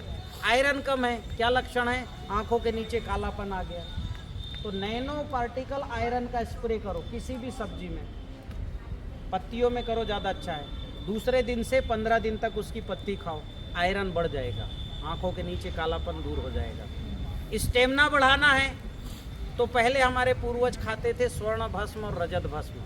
सुने हो ये स्वर्ण भस्म, रजत भस्म? सुने कि नहीं सुने? कोई नाम सुना। ये स्टेमिना के लिए खाते थे, ठीक है, स्टेमिना बढ़ाने के लिए। अभी स्टेमिना नहीं, तो अभी क्या गया, हमने स्वर्ण, सोने का भी नैनो टेक्नोलॉजी में बदला है, चांदी का भी बदला है, नैनो सिल्वर। आप स्प्रे करो नैनो सिल्वर का, वो खाओ। और ये बताओ, पौधे को जिंक, सल्फर और मैग्नीज, आयरन मिलेगा तो उसकी फलद बढ़ेगी कि घटेगी? बढ़ेगी। नैनो सिल्वर फंगीसाइड भी है, आप स्प्रे करो, फंगस खत्म हो जाएगा। किसका? पौधे का। अब पौधे का फंगस खत्म होगा तो पौधा अपने आप स्वस्थ हो जाएगा। और अब इसका जो उत्पादन आप खाओगे तो आपके शरीर में भी चांदी जाएगा, स्टेमिना बढ़ेगा। तो एक बार पंच महाभूत युक्त, या तो स्थायी तरीके से ठीक करो, बजट लगेगा इसमें, या तो तात्कालिक तरीके से ठीक करो, पर करेंगे तो उपज में मिलेगा, आपका स्वास्थ्य भी ठीक होगा। तो पंच महाभूत का गणित समझें। अब नेचर में इनको कौन दे रहा है भैया? नाइट्रोजन, फास्फोरस, ये दे रहा है जीवाणु। तो जीवाणु डालो खेत में। अभी तक आप 500 रुपये में जीवाणु खरीद के डाल रहे हो, मैं 10-10 पैसे में जीवाणु आपको दे रहा हूँ, 1100 जीवाणु केवल 2600 रुपये। कितने में? कितने जीवाणु? और 10 एकड़ के लिए हो जाएगा। तो 1 एकड़ का क्या खर्चा है अभी? 260 रुपये। बनाने का सिस्टम आपका डालो, 10 एकड़ में 260 रुपये का 1100 तरह का जीवाणु घोल बना के, जीवाणु जल फार्मूला कल बताया, डालो। जब जीवाणु रहेंगे और अणु रहेगा, एक बार ये लाल सफ़ेद मिट्टी डालो, वो साइकिल शुरू हो जाएगा, ऑटोमेटिक आपकी हर फसल अच्छी आएगी। मेरे जो रिकॉर्ड प्रोडक्शन आए हैं इसी कारण से आए हैं। जीवाणु डालो। हमने अन्न द्रव्य रसायन बताए, वो भी जीवाणु हैं। फफूंद भक्षक और कीट भक्षक जीवाणु भी डाल दो 1-2 बार सिंचाई के साथ। क्यों? फर्टिलाइजर के जीवाणु के साथ इनको मिला नहीं सकते, मांसाहारी जीव हैं। शेर, चीता, भालू, हाथी, हिरन एक पिंजरे में रख के डाल सकते हो क्या खेत में? तो सबको अलग अलग रखना पड़ेगा ना, तो ये अलग अलग जीवाणु है, ये डालो। इस तरह से जीवाणु, अणु और ऊर्जा तीनों डालिए, ठीक है। ये तीनों रहेंगे तो पंच महाभूत ऑटोमेटिक रहेगा। कोई दिक्कत है तो व्हाट्सअप ग्रुप बन गया है, मेरे को फ़ोटो डालिए, मैं फ़ोटो से ही चेक करके बता दूंगा। अभी जैसे फिजिकल बता दे रहा हूँ, ठीक है। हाँ, अभी तो हाथ से आप चेक किए, मेरे को ज़रूरत नहीं है, मैं ये जो है पेंडुलम डाउजिंग है, इससे सब चेक कर लूँगा। आपके भी पंच महाभूत चेक कर सकता हूँ, और पंच महाभूत नहीं, आपके शरीर में जो 7 चक्र हैं वो भी मैं चेक कर सकता हूँ, और उनको भी ठीक कर सकते हैं। पर अभी ठीक कर दे, फिर घर जाके वही खाओगे केमिकल वाला, कोई जिसमें भूमि नहीं है, जिस अनाज में वायु नहीं है, अग्नि नहीं है। आप सबसे पहले जाके आप जो खाते हो ना उसको हाथ में रख के चेक करिए, निगेटिव तो नहीं। मेरी बात समझ में आई? सबसे पहले जो खाते उसी को चेक करिए, दाल, चावल, तेल सब चेक करिए। निगेटिव है तो हाथ जोड़ लीजिए, मत खाइए। अच्छा, हम लोग भी चेक कर सकते हैं हाँ, इसी तरह से। बस आपको क्या है कि चेक करेंगे, इधर आइए जरा, ऐसे आइए, और चेक करेंगे तो झटके में नहीं दबाना। एक तो हाथ में यहाँ रख लेना कोई भी चीज़, पहले तो बिना रखे हमको चेक करना है, झटके में नहीं करना। जैसे आप झटके में करेंगे, रोको मेरे ताकत पे, ये मैं झटके में दबा रहा हूँ, ये रोको, ये हाथ ऑटोमेटिक आ गया। मुझे भी समझ में नहीं आया इनमें कितनी ताकत है, और इनको भी समझ में नहीं आया कि मेरे में कितनी ताकत है। अब देखो धीरे से दबाना, देखो थोड़ा प्रेशर दिया, थोड़ा प्रेशर दिया, थोड़ा प्रेशर दिया, ये रोक रहे हैं, ये रोक, अब रोक लिए इन्होंने और मेरा पूरा प्रेशर लग गया है ना। अभी इनकी दम निकल गई निकल गई। अब जो है ये गेहूं को पकड़ लो आप, ये गेहूं की बाली पकड़ लो, पकड़ो, ये एक प्लग पॉइंट से लगाओ, ऐसे मुट्ठी बंद करो, हाँ लगाओ, और अभी इनकी दम नहीं निकल रही है, लगाओ लगाओ लगाओ, हाँ ये रोक रहे हैं पर अभी भी कुछ थोड़ी ताकत बढ़ी। तो आप जो है रखिए इसको, दाने को मुख में रख लीजिए, मुख भी प्लग पॉइंट है। मेरी बात समझ में आई? तो सबसे पहले जाके घर जाके चेक करिए, ये हाथ वाली विधि वैद राजेश कपूर विधि है। और नहीं समझ में आया तो फोटो भेज देना, मैं माला से चेक कर लूँगा, फोन पे ही बैठे बैठे, ठीक है। वो फर्क नहीं पड़ता, कम ज़्यादा का ज़्यादा फर्क नहीं पड़ता है भोजन, ठीक है। अब निगेटिव होगा तो क्या करोगे? ये ऊर्जा जल उसमें डालना है, ये है अग्निहोत्र भस्म। ये देखो ये भस्म कैसे बनता है, ले आओ डेमो दिखा दो। ये क्या है? अग्निहोत्र भस्म, हवन की राख। ये एक्टिवेटेड चारकोल, 47 मिनरल्स हैं। कितने? पानी दीजिए जरा, पानी कितने मिनरल्स है इसमें? हाँ अभी तो पानी ले आओ। अब मैं आपको ये अग्निहोत्र भस्म अपने दाल चावल में मिलाइए। सबसे पहले जो भी दाल है, चावल है, सब्जियों को इसमें डुबाना है, इसके पानी में, ऊर्जा जल में।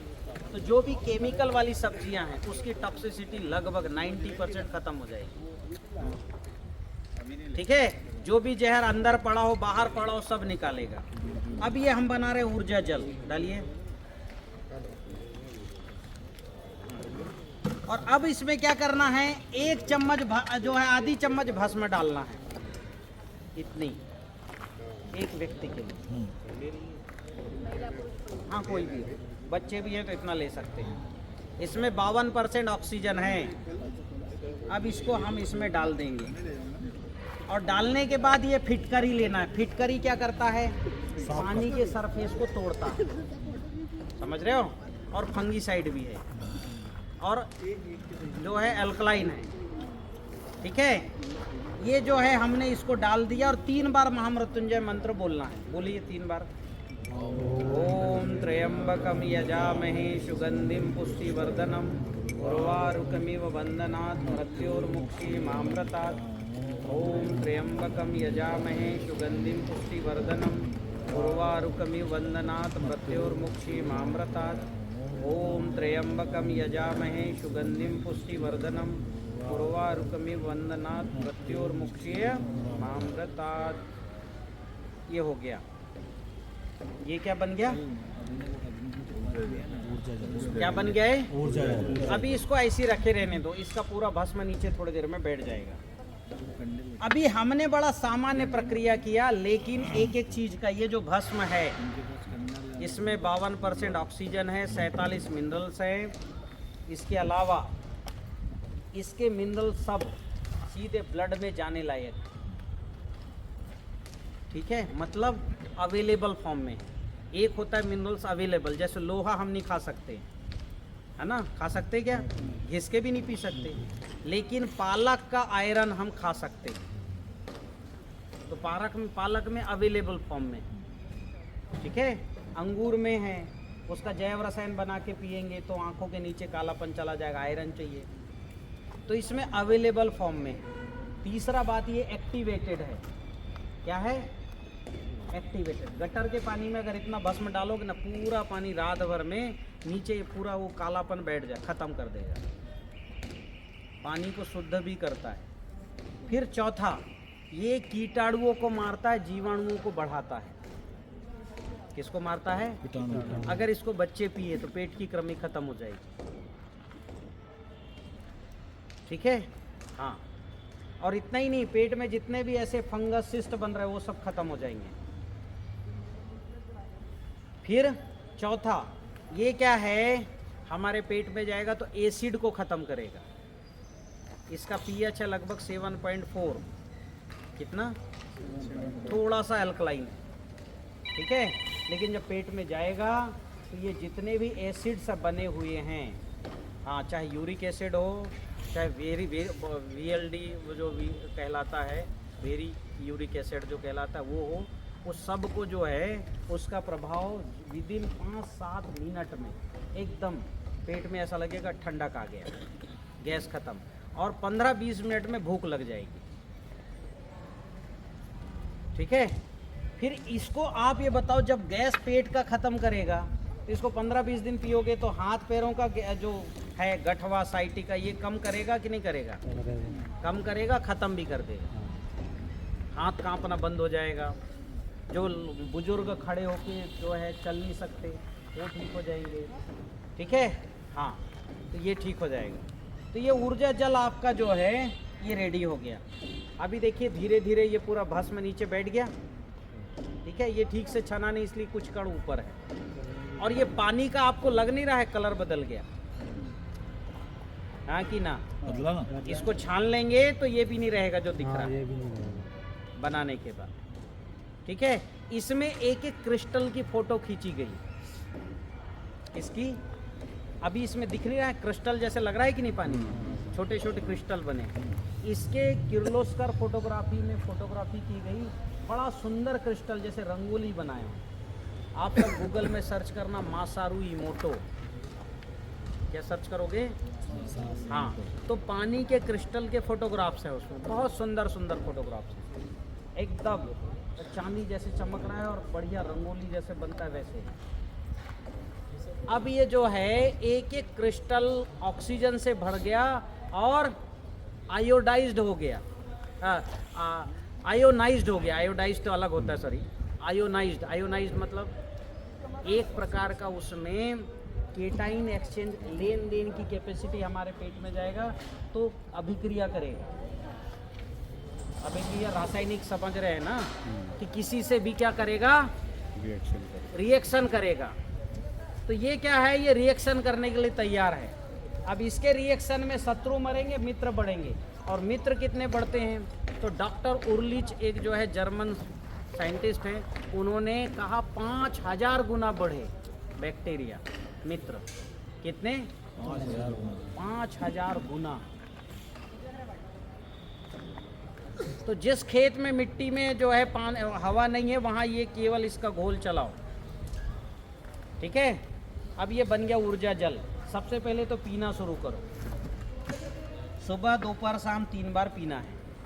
अब ये भस्म कैसे बनाते हैं अभी प्रैक्टिकल अभी करा देते हम, ठीक है। वो ना वो कंडे वो कर वाले उसमें। हाँ, कंडे चाहिए और जो है हाँ। अब हम बात करते हैं छत पे खेती की, ठीक है, जिसके लिए टीचर्स हैं कि भैया छत पे खेती करना है। तो ऐसा है, खेती चाहे घर में हो चाहे छत पे हो, उसके लिए एक मेहनत है, समय देना पड़ता है, ठीक है। तो सबसे पहले क्या करो, बरगद या पीपल के नीचे की मिट्टी ले आओ 1 क्विंटल। कितना? 1 क्विंटल। 1 क्विंटल नहीं, 2 क्विंटल गिट्टी ले आओ। उसमें ये ईंट के भी हो सकते हैं और पत्थर के भी हो सकते हैं, ठीक है। 1 क्विंटल लाल मिट्टी और 1 क्विंटल सफ़ेद मिट्टी लाओ। 1 क्विंटल लाल मिट्टी और सफ़ेद मिट्टी। 1 क्विंटल सफ़ेद मिट्टी कहाँ मिलेगी ये? लाल सफ़ेद तो मिल जाती है और सोल में अवेलेबल है। अच्छा, हाँ, अब किसान को घर पहुँच तक सुविधा सोल में उपलब्ध मैंने करवाया है। हाँ हाँ हाँ, सोल के वेबसाइट में जाएंगे तो ये मिट्टी मिल जाएगी, अच्छा, ठीक है। अब क्या है, ये मिट्टी है, 3 तरह की मिट्टी हो गई। कौन कौन सी आपने मिट्टी? बरगद कैसे? के नीचे की मिट्टी 1 क्विंटल, बरगद के लाल नीचे की? मिट्टी 1 क्विंटल, सफ़ेद मिट्टी 1 क्विंटल और 2 क्विंटल गिट्टी और लाल, बोल्डर। सफ़ेद। हाँ, अब ये गिट्टी और बोल्डर नदी के हों तो अच्छा है, नहीं तो कोई बात नहीं, कहीं के भी चलेंगे। और ज़्यादा ज़मीन के अंदर के नहीं, ज़मीन के अंदर के बोल्डर निगेटिव रहते हैं। ठीक है। ये क्या सब एक एक क्विंटल करना है? हाँ ठीक है। ठीक है, मतलब जो है आपका ये 5 भाग में 2 भाग जो है गिट्टी बोल्डर, और हाँ। 3 भाग जो है 3 भाग मिट्टियाँ। अब ये सारी मिट्टी को मिक्स कर लो, ठीक है। ये गिट्टी को सबसे पहले नीचे रखो। सॉरी, इसमें 1 क्विंटल रेत भी चाहिए। अच्छा, 6 हिस्से होंगे। हाँ, 1 क्विंटल रेत भी चाहिए। तो सबसे पहले नीचे गिट्टी रखो, रेत रख दो। रेत और गिट्टी करके रख दोगे तो अब ये बताओ वो क्या करेगा। और एक इसमें कर सकते हो आप, गिट्टी रेत जहाँ रखते हो वहाँ पर ये जो नारियल के बूजे होते हैं ना, नारियल के छिलके जो होते हैं, उसको ऐसा खड़ा खड़ा रखना है। तो गिट्टी बाल बाल ठीक है, ऐसे नीच के और ऐसे खड़ा खड़ा 4-5 रख दो, ठीक है। और इस सब में क्या है, पहले बोल्डर रखो, फिर रेत रखो, बोल्डर रखो और ये ऐसा खड़ा रख दो, रेत रखो और सारी मिट्टियाँ डाल दो मिक्स कर। इन मिट्टियों के ऊपर जो है कोई भी ये पत्ते वगैरह ऐसा ढक दो और इसमें जो है ऊर्जा जल अणु जल डालो, इसमें ऊर्जा जल पहले मतलब ऊर्जा ये जो जल अपन ने डालो। इससे हाँ, बनाया, ये जो बनाए एक बार ये कितनी डाल दो। कितनी मात्रा डालनी है इसमें? एक बार की पूरा भीग जाए बस, मतलब 2-3 लीटर। जैसे बड़ा ड्रम है तो वहाँ 4-5 लीटर लगेगा, छोटा है तो आधा लीटर 1 लीटर, पूरा भीग जाए एक बार, एक टाइम भिगाना है बस। तो 2-3 ये जैसे ये तो 6 क्विंटल हो जाएगा, तो 6 क्विंटल में इतना हो जाएगा 2-3 लीटर में? नहीं 6 क्विंटल तो आपके पूरे अच्छा छत पे लगाने वो के पूरे लिए। ओके ठीक है। ठीक अपन है। ठीक है, एक छोटे उसमें, ठीक हाँ, है, समझ अभी छत पे क्या क्या रखना, छत पे बता रहा हूँ। सबसे पहले तो क्या करना है भाई कि छत पे जो है 8-10 ड्रम को काट के आधा ड्रम आधे से काट दो। इस पे लगाओगे क्या, अनार, पपीता, अमरूद, केला, जामुन छोटे वाले, नींबू, मतलब 5-7 फीट बड़े होने वाले जितने पौधे सब लगा।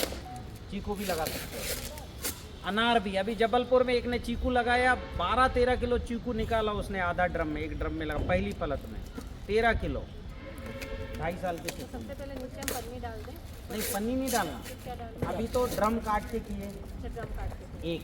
अब दूसरा क्या करो, 1 ड्रम को काटो मत, क्या करना, ऊपर से भी छेद और चारों तरफ छेद करना, और ऊपर से छेद करके, मोटा छेद करके एक पाइप नीचे डालना, पाइप, और पाइप में भी छेद होना चाहिए, वो जो ऐसे काटते हैं ना केसिंग पाइप, वैसा एक पाइप उसमें डालना, ठीक है। और अब जो है, जो आजू बाजू से छेद करेंगे उसको पूरा मिट्टी से भर दो, मतलब पाइप के चारों तरफ क्या रहना चाहिए, मिट्टी रहना चाहिए, ठीक है। और पाइप के चारों तरफ छेद हैं। अब वो जो गेसिंग पाइप है, इसमें जो है आपके नारियल के बूजे, पुआल, पैरा सब अच्छा भर दो, ठीक है, अच्छे से, अच्छा लकड़ी ऐसा करके, और चारों तरफ मिट्टी है। आपको अणु जल किस में डालना है, बीच में, केसिंग पाइप। कितना डालना है, हर 15 दिन में डाल दो 7-8 लीटर, जितना नीचे गिरने लगे, ठीक है। ये नीचे कर दो, हाँ, इसको नीचे रख के ऐसे करो जरा। अब बताता हूँ रुको। छत पे खेती का समझ में आ रहा है कंसेप्ट, आ रहा है ध्यान में आपका। एक जो है 5 ड्रम को काटोगे तो 10 पेड़ के लिए बन गए, और 2 ड्रम को आप क्या करो, ऐसे पाइप डालो, चारों तरफ मिट्टी डाल दो, और मिट्टी कौन सा, यही लाल पीली मिट्टी, बरगद की मिट्टी है, इसमें वो मिट्टी नहीं लगेगी, ठीक है। और क्या है, जितने भी टोकने हैं, बाल्टी है, ये ले लो, जो टोकने हैं, इन टोकने में जूट की बोरी बिछाओ।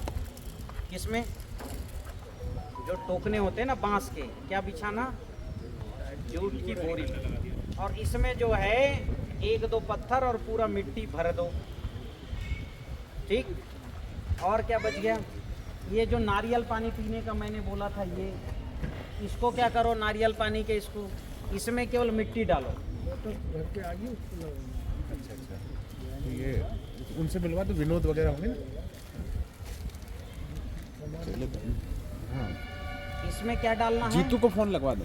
केवल मिट्टी। जीतू वगैरह को बोल। और क्या है हमारे हाँ, पास योगेश। ऐसी चीज़ें, और क्या क्या है, जैसे कुछ ऐसी चीज़ें हैं, कुछ ड्रम को खड़े काटो तो नाव जैसा बनेगा, ठीक है ना, उसमें पूरी मिट्टी बिछा दो। ये आपकी धनिया मेथी जो भाजी वर्गीय है उनके लिए। और जो है कुछ ऐसा करना है तो 4 ईंट लगाओ चारों तरफ ऐसे और पॉलीथीन बिछा दो। जब ईंट लगा के पॉलीथीन बिछाओगे तो 6 इंच की खाली जगह मिलेगी, मिलेगी ना, हाँ, उसमें मिट्टी बिछा दो। उसमें फिर ये बोल्डर और ये सब उसमें बोल्डर कहाँ लगेंगे?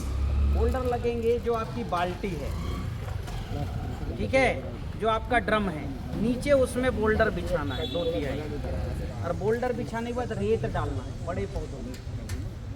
बाल्टी में भी छेद होना चाहिए। हाँ, उसमें भी छेद होना चाहिए, छेद तो सब में होना चाहिए, ठीक है। थोड़े से भी जो बड़े हैं उनमें नीचे बोल्डर और रेत रखना। ये रेत और बोल्डर क्या करता है, ये पानी को सोखेगा, फिर पानी रिलीज करेगा। समझ रहे हो कि नहीं समझ रहे हो? पानी और मिनरल्स भी रिलीज करता है पत्थर, ठीक है। नदियों का पत्थर आ तो अच्छा है। तो ये, और ड्रम के नीचे पहले पत्थर बिछाए, फिर रेत डाले, फिर ये नारियल भूजा रख दिए, फिर मिट्टी से भर दिए और पौधा लगा दो। कोई भी पौधा लगा दो, एक आम, एक अमरूद, एक चीकू, एक जामुन, एक संतरा, सहतूत जानते हो ना, सहतूत, उसके 4 पौधे लगाओ, सहतूत के। बेर 4-5 बेर के पौधे लगाओ। अगले साल बेर एक पौधा 30-40 किलो फल देता है अपनी टेक्निक। छत पे 40 किलो, अनार आता है 12 से 15 किलो, चीकू आता है 8-10 किलो तीसरे साल के 2.5 साल बाद। जो बोन साइज के केले आते हैं वो भी लगा सकते हो ड्रम पे। ये केले आपको प्राप्त करने पड़ेंगे बोन साइज, इसकी ऊंचाई 5-7 फुट ही रहती है। इसमें भी केले आएंगे कम से कम 10-12 दर्जन,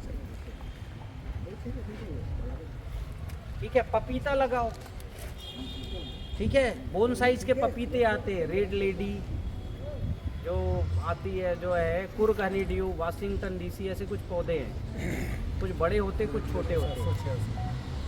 मेरी बात ध्यान में आई? हाँ। अब ये बताओ, आपको केवल अणु जल देना है। कल मैंने अणु जल बताया था, फार्मूले में देख लेना। और आपको हर अमावस्या पूर्णिमा, हर अमावस्या में ऊर्जा जल और अणु जल स्प्रे करना, जमीन पे देना, और हर पूर्णिमा में अणु जल और जीवाणु जल जमीन पे देना, स्प्रे करना। कितने, हर 15 दिन में काम करना है। और ये पौधे लगाने जो बोले आपने, ये कौन से दिन लगाने हैं, कोई भी दिन? नहीं, पौधे का भी नक्षत्र तय है, ये कैलेंडर में नक्षत्र है, कौन सा धनिया कब बोना, ठीक है, लौकी कब बोना, सबके तय है। बीजोपचार भी प्रक्रिया तय है, कैलेंडर में है बीजोपचार, बुक में है बीजोपचार, ये कर लो, ठीक है। हाँ, अच्छा, वो जो रह गया आपका खड़ा ड्रम जो छेद किए थे पाइप वाला, इसमें क्या क्या करना, इसमें चारों तरफ जो है भट्टा, मिर्च, टमाटर, कुछ भी एक एक बीज जहाँ जहाँ छोटे छोटे छेद है ना, वहाँ अंदर डाल देना। और आप पाइप में क्या रखा है, नारियल भूजा और सभी रखा है। आप उसमें पाइप जब वो गीला रहेगा उसमें डालोगे तो अंदर मिट्टी सोखेगी कि नहीं सोखेगी? पानी सोखेगी। इसकी जड़ अंदर जाएगी, ये भी पानी सोखेगा, तो मिट्टी सूखा रहेगा, भाप रहेगा उसके अंदर। क्या रहेगा? हाँ, भाप बनता रहेगा, और वो वाष्प को खाएगा। जितना पौधा ये इसमें ग्रो नहीं करेगा ना, उतना इसमें करता है। और चारों तरफ ड्रम है। आप ड्रम को जो है, ऊपर से पैक तो नहीं, पैक नहीं करना, ऊपर से डालना है ना, तो खुला रहेगा वो। हाँ, कोई मक्खी मच्छर नहीं जाए, ऐसा हल्का ढक के रखना। तो ऊपर से अणु जल देना है, बस हो गया। छत पे बहुत अच्छी खेती होती है।